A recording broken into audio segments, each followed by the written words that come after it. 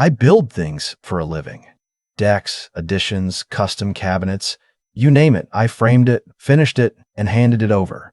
After 20 years swinging a hammer, I can walk into any structure and tell you within 30 seconds what's wrong with it. A hairline crack in the foundation. A load-bearing wall someone decided to remove without thinking it through. The casual eye misses it. Mine doesn't. What I didn't expect was that the same skill would one day help me see exactly what was wrong with my marriage before it collapsed on top of me. My wife and I met when I was 26 and she was 24. I was building a back porch for her parents' house in Bend, Oregon. She came out with 2 glasses of lemonade and sat on the cooler watching me work. We talked for 3 hours. I asked her to dinner before I nailed the last board. She said yes before I finished asking. People who met us back then used to say we were the kind of couple that made other couples nervous. Not because we were showy about it, but because it looked so easy. It was easy. For a long time, it genuinely was. We got married 2 years later. I had just started my own contracting business. Nothing fancy, just me and 2 guys I trusted. She had a marketing degree and a sharp mind, and within 4 years, she was managing brand partnerships for a regional healthcare network. I was proud of her. I want to say that clearly, because what came later doesn't erase the fact that I was genuinely proud of the woman she was building herself into. We bought a house in a quiet neighborhood in Bend. 3 bedrooms, good bones, needed work, which suited me just fine. Our daughter was born the year we moved in. We named her after my wife's grandmother. She had my eyes and her mother's stubbornness, and I loved every difficult, opinionated inch of her. For about 7 years. Life looked exactly the way I had pictured it when I was a younger man staring at an empty lot and imagining what could be built there. Then my wife got promoted. The new title was Director of Strategic Partnerships, which meant she was suddenly relevant to people who wore suits to breakfast. I noticed the changes gradually, the way you notice a slow leak, not all at once, but incrementally, until one day you realize the floor is soft beneath your feet. She started going into the office earlier, then staying later. Weekend calls became routine. A new wardrobe appeared, piece by piece, nothing dramatic enough to flag. She started going to the gym before work, which I thought was healthy, until I realized she was coming home looking better and more energized than she had in years. But not for me. I am not a suspicious man by nature. I have built a career on giving people the benefit of the doubt, trusting a client's vision even when I have reservations, letting a new hire find his footing before I correct him. I extend that same patience in every corner of my life. But I am also a man who has spent 2 decades reading structures. I know when something load-bearing has been quietly removed. The first moment I knew, truly knew, not just suspected, was a Tuesday evening in November. My daughter was at a sleepover. I had finished a job early and come home to an empty house, which almost never happened. I was heating up leftovers when my wife's laptop chimed on the kitchen table. She had left it open. I wasn't snooping. I was standing 6 feet away, but the preview of the message was visible on the screen from where I stood, and the name at the top was a man I had met exactly once at one of her work events, a consultant the company had brought in from Portland. The message said, "Last night was everything. Same time Thursday?" I stood there for a long moment. The microwave beeped. I took my food out, sat down at the table, and ate my dinner. Not because I was calm. I wasn't. But because I had learned a long time ago that the worst thing you can do when you discover a structural problem is panic. You assess, you plan, then you act. I did not close the laptop. I did not touch it. I finished my meal, washed my dish, and went to watch television in the living room. By the time my wife came home 2 hours later, I was in bed with the lights off. She crept in quietly, assuming I was asleep. I was not. I lay there in the dark and made a decision that the version of me from 10 years ago would not have recognized. I was going to say nothing. Not yet. Over the next 3 weeks, I paid very close attention. I am not proud of everything I did during that period, but I am not ashamed of it either. I checked our joint credit card statements, which were visible to both of us. Nothing hidden about that. I noted the charges I didn't recognize. A hotel in Portland on a Thursday she had told me was a team off-site. A restaurant charge on a Friday she had said was a client dinner. None of the amounts were large enough to be alarming on their own.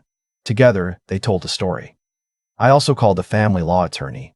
I had never spoken to one in my life, and I sat in that office feeling like I was planning a surgery on myself while fully conscious. She was a no-nonsense woman in her 50s, and she walked me through exactly what I needed and exactly what I didn't.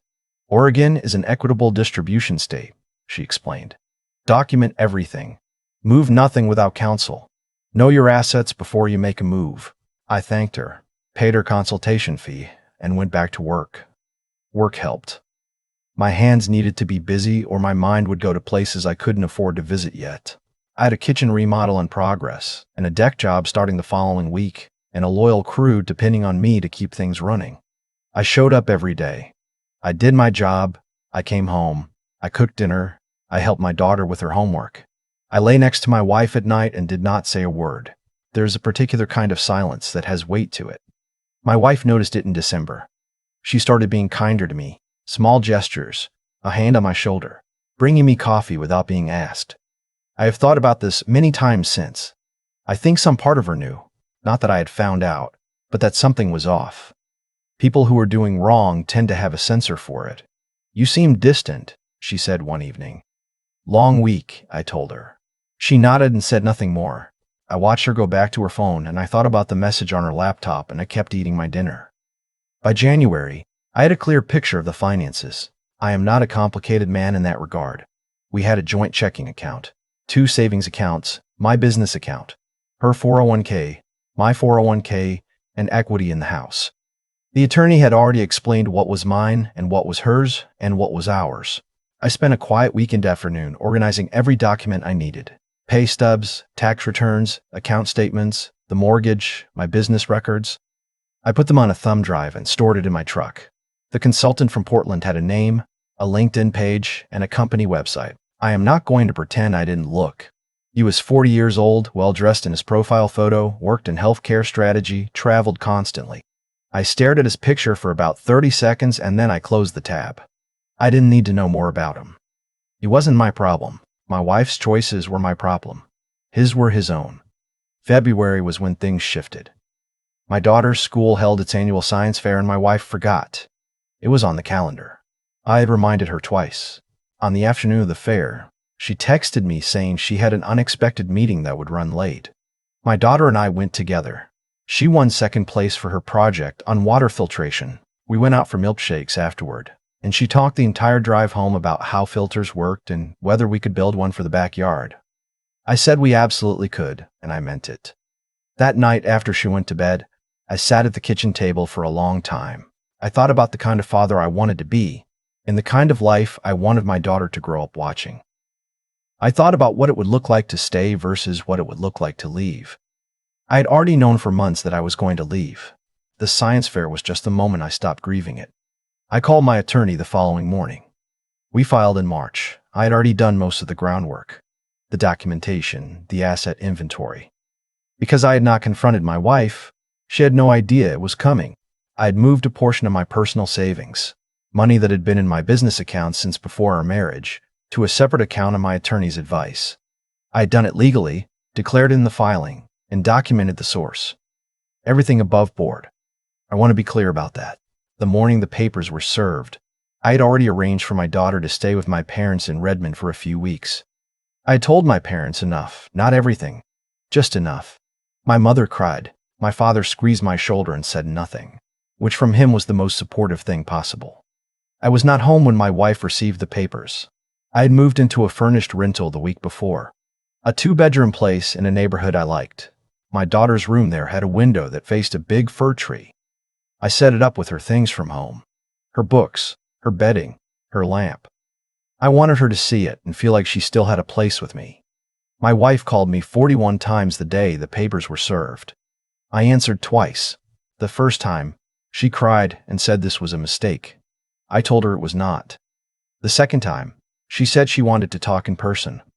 I told her our attorneys could handle the communications from here. I did not yell at her. I did not call her names. I did not bring up Portland or the consultant or the hotel charges. My attorney had advised me not to. And more than that, I had nothing left to say to her that would have felt worth the cost of saying it. The divorce took 7 months. She contested the asset division initially, and then stopped when her attorney presumably explained to her that my documentation was thorough and my position was reasonable. We worked out a custody agreement that gave both of us substantial time with our daughter. I will say this for my wife. When it came to our daughter, she did not fight dirty. She loved her. That was never the question. The house sold in June. The equity was split. I bought a piece of land on the east side of town that I had been watching for 2 years. Just over an acre, partially wooded, flat enough to build on. I started designing the house in the evenings after my daughter went to sleep. 3 bedrooms, a big kitchen, a porch that wrapped around 2 sides. I pulled the permits myself. I started the foundation in August. Building your own house with your own hands after the worst year of your life is something I would recommend to anyone who can do it. Not because it erases the pain, it doesn't, but because it gives the pain somewhere to go. Every beam I set, every wall I framed, every window I hung was a day I had gotten through. The house was a record of survival and materials I understood. My daughter spent alternating weeks with me and her mother. She handled it the way kids do. Better than adults in some ways, worse in others. She went quiet for a while. Then she started asking questions I answered honestly in age-appropriate ways. Then she started helping me build on weekends. She was 11, and she learned to use a level, and she took it very seriously. I taught her to read a tape measure. She got it wrong 3 times and right every time after that. During the months the divorce was being finalized, I heard things through mutual friends the way you always do. That my wife had ended things with the consultant shortly after the papers were served. That she was struggling at work.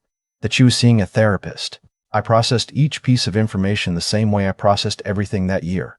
Acknowledged it, set it down, moved forward. By the following spring, I was living in my house. The interior wasn't fully finished. The second bathroom still needed tile. The trim in the guest room was only primed. But the main rooms were done, and it was mine in a way. Nothing had ever been mine before. I had built every square foot of it.